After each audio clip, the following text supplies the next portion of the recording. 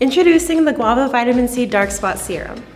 Dark spots and hyperpigmentation are totally normal. I like to use vitamin C. I do want my skin to be bright and like cute and glowy, so that's why I like to incorporate it. To start, I want a clean canvas, so I'm gonna use this cleansing balm. I'm gonna cleanse with the Blueberry Bounce Gentle Cleanser.